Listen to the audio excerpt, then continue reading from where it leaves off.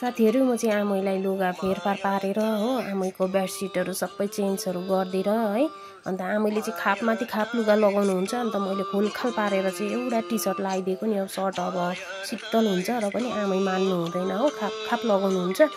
त्यो भएर चाहिँ मैले चाहिँ एउटा लगाइदिएको नि अब चाहिँ म आमैलाई केस सिनिक्कै बान्दिनु पर्यो पुरा गर्मी देखिरहेछ हो गर्मी पनि भइरहेको होला अन्त केस कोरेर चाहिँ मजाले बान्दिनु पर्यो भनेर चाहिँ आमै उता फर्किनु त भनेको नि हो अन्त अब चाहिँ सिक्क पारिदिन्छु मलाई त घरमा हतिया दिन बुझ्दै घरमा आएको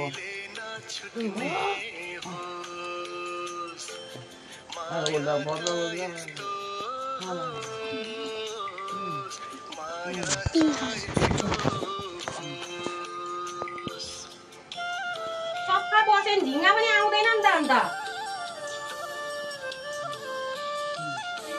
केस काटिदिनु मन परेन नि आमैको चाहिँ अलिक घोटिनु त कति चाहिँ गर्मी हुँदो होला गर्मी हुन्छ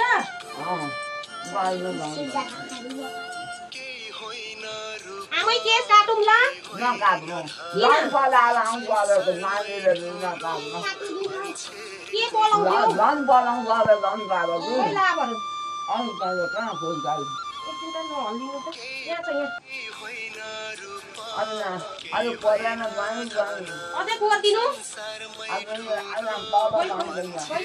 होइन गर्मी हुन्छ भनेर माथि बाँधेको यसो गऱ्यो भने हावा पर्छ नि त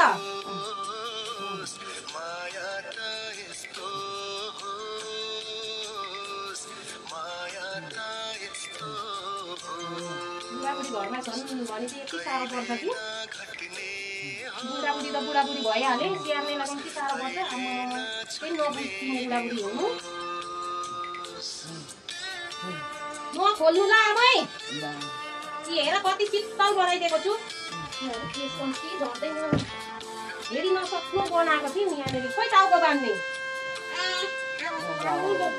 बान्ने कि नबान्ने टाउको नबान्नु ल बान्ने कि नबान्ने यहाँ छ यही होइन मैले बा धुनु लगेँ नबान्नु नि अन्त यतिकै छोड्नु राम्री पनि देखियो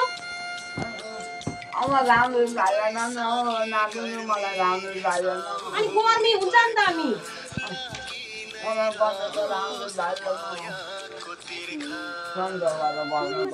सुत्नु त यहाँनिर कति राम्री देख्यो हेर्नु त